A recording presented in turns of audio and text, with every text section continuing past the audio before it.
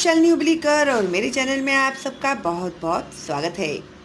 कैसी चल रही है आप लोग की पढ़ाई? बहुत जोर शोर से पढ़ रहे हैं आप लोग। बहुत खुशी हो रही है मुझे आप लोगों के कमेंट्स पढ़ने के बाद। कितना आराम करेंगे ना, कर करके खेलेंगे भी तो कितना खेलेंगे, है ना कभी तो अपने पढ़ाई की याद तो आने ही वाली है तुम लोगों को। और अच्छा मौका मिला है, थोड़ा सा पहले से ही प्रिपरेशन करके रखे तो जब स्कूल शुरू हो जाएंगे आप लोगों के तो आप लोग तो फिर भाई स्कॉलर कहलाओगे आपके स्कूल के। ठीक है, तो चलो आज मैं आप लोग को एक्सप्लेन करने जा रही हूँ संतवाणी में का जो आ है वो मैंने ऑलरेडी एक्सप्लेन करके अपलोड कर दिया है। तो अभी ये जो संतवाणी का जो आ है 8th स्टैंडर्ड के बच्चों के लिए संत चोखा मेड़ा का ये अभंग है, तो मैं आज आप लोग के लिए एक्सप्लेन करने वाली हूँ। और इसके पहले मैंने निबंध लेखन, कहानी लेखन, पत्र लेखन जो भी एक्सप्लेन किया हुआ है प्लेलिस्ट में जाइए आपके स्टैंडर्ड के हिसाब से और देखिए, आप लोगों को मेरे सारे वीडियोस मिल जाएंगे। ठीक है, और आप लोगों को कोई टॉपिक दिया हुआ है स्कूल में से निबंध ऐसे लिखने के लिए, तो आपको नहीं समझ में आ रहा है तो मुझे आप लोग कमेंट में डालिए, मैं आप लोग के लिए ऐसे लिखकर बताती हूँ कि आपको किस तरह से ये ऐसे लिखना होता है करके। ठीक है, और सबसे इम्पॉर्टेंट बात, आप लोगों को जो कहानी लेखन में 5 वर्ड्स या 4 वर्ड्स वो लोग देते हैं, तो उन वर्ड्स के रिलेटेड आप लोगों को कहानी बनानी देती है। अगर ऐसे भी कुछ वर्ड्स आप लोग को मिले हैं और आपको समझ में नहीं आ रहा है तो मुझे आप लोग दीजिए वो वर्ड्स, तो मैं आप लोगों को किस तरह से आप लोग कहानी बनाओगे वो मैं देती हूँ आप लोग को, या फिर जो मैंने कहानी लेखन में लिख के दिए हुए हैं ऑलरेडी अपलोड किए हुए हैं वो आप लोग देखिए, तो आप लोगों को आइडिया आ जाएगा कि किस तरह से आप लोग कहानी लिखोगे। ठीक है, दोनों ऑप्शन है आप लोग के पास, तो चॉइस इज योर्स। ओके, चलो फिर अभी मैं एक्सप्लेन कर रही हूँ आप लोग के लिए संत चोखा मेळा की जो संतवाणी है वो। प्रसिद्ध संत कवी संत चोखा मेळा यांचा जन्मशक उपलब्ध नाही, यानी वो कौन से साल में पैदा हुए थे वो पता नहीं है। संत चोखा मेळा यांच्या अभंगातून भक्तांच्या हृदयातील कारुण्य जसे प्रकट होते तशी सामाजिक विषमतेच्या उपेक्षेची खंतही व्यक्त होताना दिसते। अभी ये जो भक्त लोग हैं उनके जो अभंग है ना, उनके अभंग में जो भक्त लोग हैं भगवान के, उनके जो हार्ट में जो प्यार है, जो दया है, वो उनके अभंग में से दिखाई देता है। प्लस सामाजिक विषमतेच्या उपेक्षेची खंत ही व्यक्त होताना दिसते। तो हमारी सोसाइटी में जिस तरह से जो गरीब लोग हैं, बैकवर्ड क्लास के लोग हैं, उन लोग के साथ किस तरह से ट्रीट किया जाता है, उस ज़माने में बहुत था ना वो, तो उसका दुख भी, खंत यानी दुख भी उन्होंने उनके अभंग में व्यक्त किया हुआ है।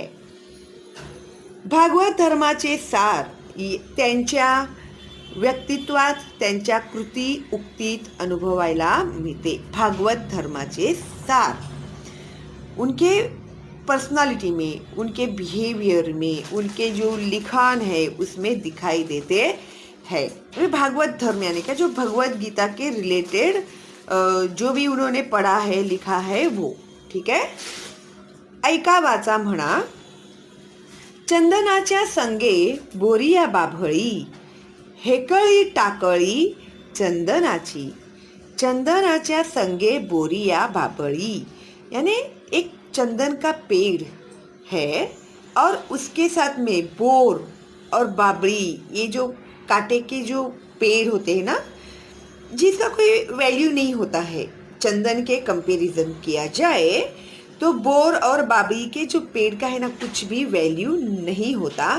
हेकळी टाकळी चंदनाची, ये चंदन के जो टेढ़े मेढ़े ये ऐसे अनवांटेड छोटे छोटे जो बुशेस होते हैं ना, वो उसके समान वो बोरिया और बाबरी के पेड़ है, बुश है। संतांची या संगे अभाविक जन तयाच्या दर्शने तेची होती। संतांची या संगे, संत लोगों के साथ में रहने के बावजूद भी अभाविक जन यानी जो लोग नास्तिक होते हैं, जो मानते ही नहीं हैं उन लोगों को, तो तयाच्या दर्शने तेची होती, तो उन लोग अगर संतों को भी देखते हैं ना, तो चंदन के बाजू में जिस तरह से वो बोर और बाबरी की जो कंडीशन होती है, वही कंडीशन इन नास्तिक लोगों की भी होती है। यानी संत लोगों को चंदन की उपमा दी हुई है, और जो नास्तिक लोग हैं उन लोगों के लिए बोरी या बाभड़ी के जो बुश होते हैं कांटों वाले, उसकी उपमा दी है। चोखा म्हणे ऐसा परमार्थ साधावा, नाही तरी भार वहावा खरा ऐसा।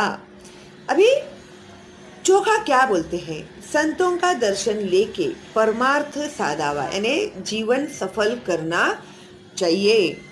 नाही तरी भार वहावा खरा ऐसा। तो अगर हम लोग संतों को अगर रिस्पेक्ट नहीं करते हैं, तो जैसे वो धरती पर बोझ होते हैं ना लोग, अपना भी लाइफ ऐसा ही हो जाएगा कि हम लोग क्या है, धरती पर बोझ है। ठीक है, अभी हम लोग देखते हैं भावार्थ में इन्होंने क्या दिया है। भावार्थ, संत चोखा मेळा म्हणतात, ज्याप्रमाणे चंदनाच्या सहवासात बोरी बाभळी अन्य झाडे व झुडुपे आली तर ती चंदनाप्रमाणे सुगंधी होतात, त्याचप्रमाणे संतांच्या सहवासातही आलेले सर्वजण भाविक असतात। तो देखो, जो चंदन के संग में जो भी बुशेस आते हैं, तो चंदन की जो खुशबू होती है ना थोड़ी तो खुशबू उनमें आ ही जाती है। तो इसी तरह से त्याप्रमाणे संतांच्या सहवासातही आलेले सर्वजण भाविक बनतात। तो संतों के संग में जो भी लोग आते हैं वो लोग भी भाविक बन जाते हैं, भक्त बन जाते हैं। मनुष्य जन्माला येऊन परमार्थ साधावा, नाहीतर आपले जीवन भूमीला भारभूत ठरेल।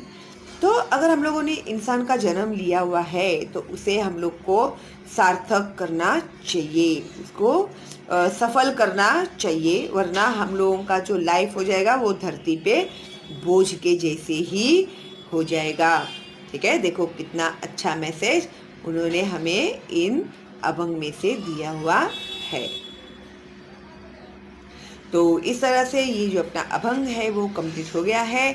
आई होप आप लोगों को अच्छे से समझ में आ गया होगा। ठीक है, और नीचे भावार्थ भी दिया हुआ है, तो उससे जो भी थोड़ा बहुत भी डाउट था वो भी सब हम लोगों का क्लियर हो गया है।